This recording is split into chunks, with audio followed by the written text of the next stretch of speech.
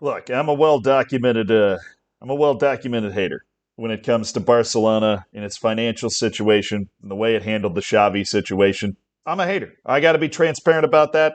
I don't necessarily like any of that, which is a shame because growing up, I did really like Barcelona. I like the way they did things. I like the way they used La Masia. I like the way they played the game. Everything about Barcelona seemed great. Maybe that's just because I was 12. I don't know.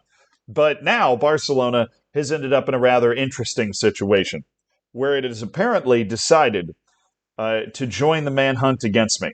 Now, this is because I'm a hater, which I understand, but they are now supplying information to various legal authorities, which very likely is going to lead to me having to go on the run again. This is. I'm not saying this is the last video that's being recorded with this background, but rumor has it that we're going to kind of be on the move again. Look, I'm trying to stay on the lam as long as possible so that I can continue to record these videos for you guys. I feel like you understand that, you get it, and if anything, just if you never see another video from me again, just know I did it for you. There's also Barcelona is also involved in something else outside of the pursuit of me across various country and state lines, and that is they are apparently preparing legal operations. I'm only going to use that word because I can't think of a better word. They're preparing legal moves against Instagram accounts, which this sounds eerily similar to remember when Manchester United sued Football Manager for somehow for Man UFC being too close to their trademark or something, right? And they sent cease and desist letters to people that made logo packs in Football Manager, like free to use logo packs that you could kind of download and install, right? So every logo pack has every logo for every club in the game except for Manchester United. Barcelona suing Instagram accounts, it feels like it's somewhere in that neighborhood. Like it really does. Now, why has Google decided to retranslate this back into Spanish? I specifically requested English. I don't sprechen Sie Spanish, unfortunately. But I'll try and I'll read this headline and you just see if you can figure out where this is going. Because you're probably wondering what types of Instagram accounts is Barcelona attempting to go after. Well, it'll make a little bit more sense in a second. Barcelona offices are upset with a recent trend in some media regarding transfers. The club has confirmed that there are some anonymous accounts on a social networks such as Instagram that have decided to privately spread various hoaxes regarding transfers among journalists. So basically, what Barcelona is upset with is the fact that there are Instagram accounts that are spreading fake transfer rumors, right? And so their thought process here is that if they can somehow figure out what legal action they can take against these Instagram accounts, that they are going to stop fake transfer rumors.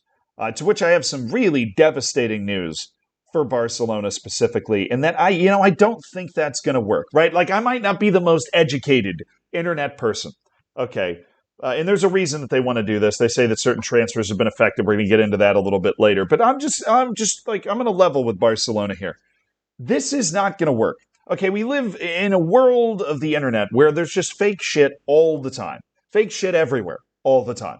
Okay, like fake news, right? Even Fabrizio Romano, yeah, he gets one wrong every once in a blue moon, right? But everybody's trying to be first. Everybody's trying to grab their little piece of clout, right? Because, clout is the new currency, right? You got to get your little bit of clout and hang on to it as long as you can, right? And if you can start an account and just start guessing transfers and then bang, you hit on one, well, then all of a sudden you're cooking, right? Everybody's familiar with these Instagram accounts. Everybody's familiar with these Twitter accounts. Everybody's familiar with these WhatsApp. I don't know. I don't really use WhatsApp, but I'm sure WhatsApp's got the same sort of thing going on.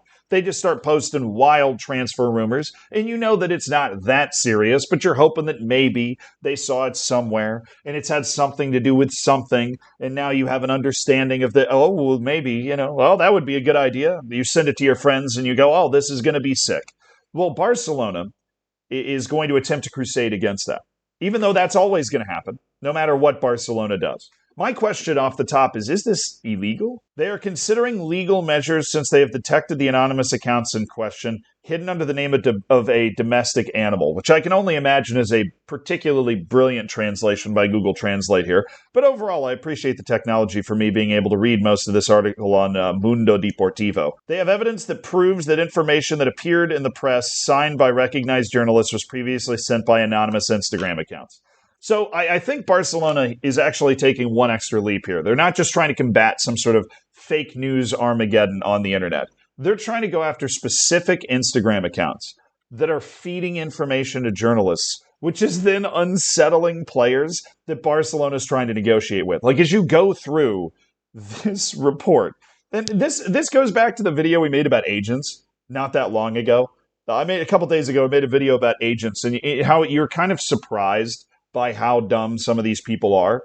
Dumb's probably the wrong word, but how media illiterate some of these people are. Like how much some of these people don't know how the internet works, whether they're DMing the wrong person or whether they're trying to overthink the way to use the internet and taking pictures months before and being like, oh, I'm at Barcelona to negotiate for Jadon Philogene, when actually the best team interested in Jadon Philogene is like Crystal Palace. No offense to Crystal Palace. That's an improvement on Hull City. You get the idea. I'm just going to keep going and accidentally insulting people, and I don't mean it. But it apparently has to do with more agents and more players, because media literacy basically is the idea that you're going to be able to see a piece of information and know whether it's true or not.